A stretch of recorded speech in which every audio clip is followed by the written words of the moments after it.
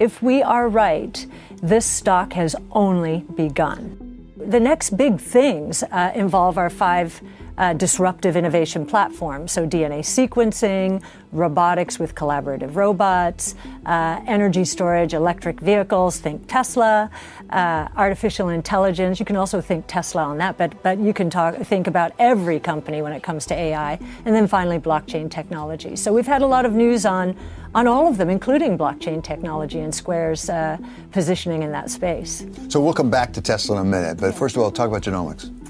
So genomics, we think, is the most underestimated and misunderstood of our disruptive innovation platforms. And the reason is we have never been able to really cure disease. Now that we're able to isolate mutations through DNA sequencing, think Illumina, that's the foundational stock in this space, we are able to understand where the programming errors in our genome are. And with CRISPR gene editing, increasingly we're beginning to believe we're going to be able to correct those programming errors. I'm going to give you a comparison today versus the tech and telecom bubble. If I had told you in the tech and telecom era that there would be 3 foundational stocks in the CRISPR-Cas9 gene editing space, they own the patents. I would have told, and that they'd get a 10% royalty probably on any therapy derived from CRISPR-Cas9. They, given that we're talking about curing disease here, curing pediatric blindness, curing sickle cell anemia, beta thalassemia, leukemia, they probably would have accumulated to $200 to $300 billion in market cap. Today, the 3 stocks, Editas, Intellia, and CRISPR Therapeutics, can barely manage to get to $5 billion cumulatively. This is so misunderstood, and so we think it's, again, inefficiently priced. I have sort of a practical question here. I mean, if somebody says, okay, we're going to have Facebook and we're going to have everybody communicate with each other and be friends, I can sort of understand that. Mm-hmm. Do I need to be a biophysicist or something to understand this area? I mean, because that might be an interference with capital formation, actually, because I just don't understand it well enough to know whether to invest or not, or which one to invest in. It is a great question. There is a lot of fear because of a lack of understanding, and it also seems so complicated. It does. So at ARK Invest, one of our missions and values is to educate, and I think Simon Barnett, our genomics analyst, is going to start a program, a series called Simon Says, or something like that, to actually break this down and help people understand it, because it's so important. Actually, we think that 2 things are happening here. Post the tech and telecom bust and the 08-09 meltdown, there was an accelerated shift into benchmark investing, passive investing, benchmark sensitive investing, to lower risk, the risk that the portfolio managers and analysts were taking. In the world we believe is evolving, one of the most dangerous places to be in terms of the kinds of returns possible out there is in the indexes, because they are being populated increasingly, we believe, by value traps. They're cheap for a reason. I mean, if you look at whether it's banks, energy, auto companies are in massive trouble. Pharmaceuticals, if they don't change the way they're doing things. Even rails, we think autonomous truck platoons are going to take the place of rails, or be cheaper to transport freight. So anyone hewing to the benchmarks, which are very backwards looking, they're not about the future. They are about what has worked. We're all about what is going to work. There's a second component to this, and you raised it, time horizon. We're playing an arbitrage between, we're arbitraging, the short-term time horizon that most investors and analysts have, next year maybe, quarter sometimes, compared to our 5-year time horizon. And I can tell you with a straight face that if you give us 5 years, that ARK Invest is a deep value manager. We just published a report with our, again, long-term forecast, and the numbers have gone up dramatically. And yet, we think it's incredibly undervalued.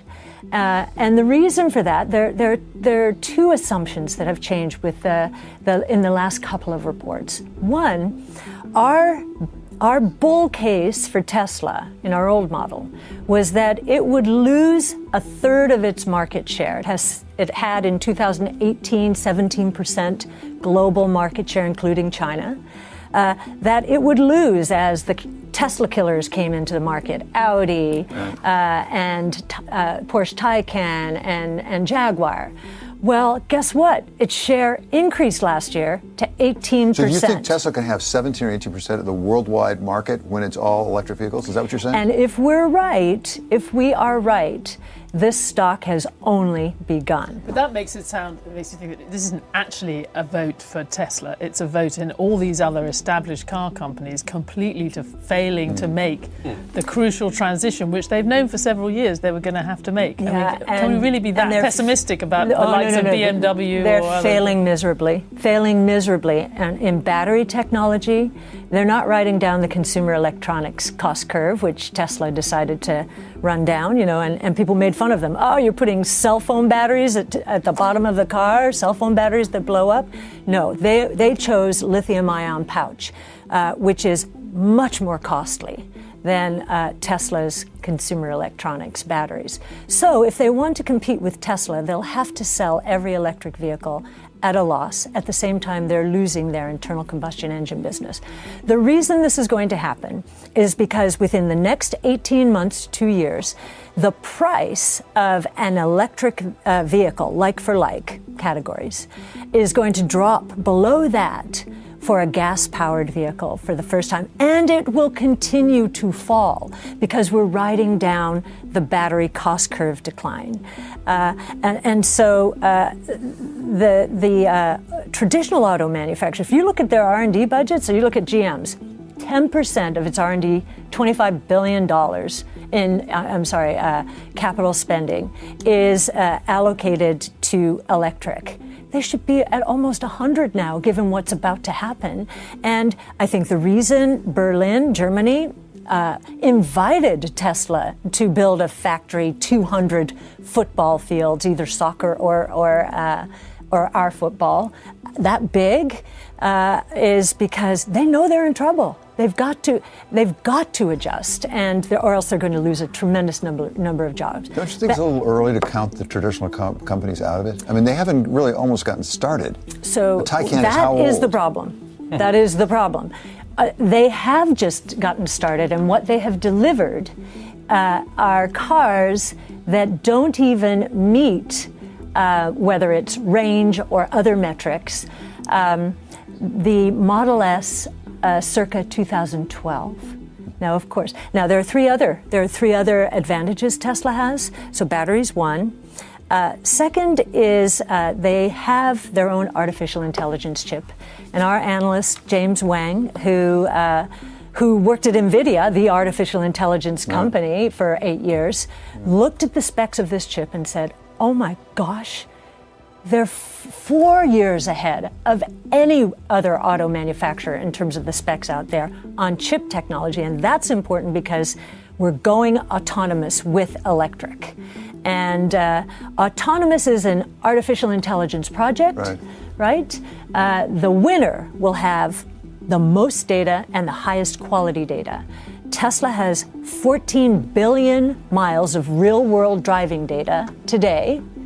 And the closest competitor, Waymo, has 20 million. So and then the last is Tesla is the only auto manufacturer still that delivers over-the-air software updates to modify performance.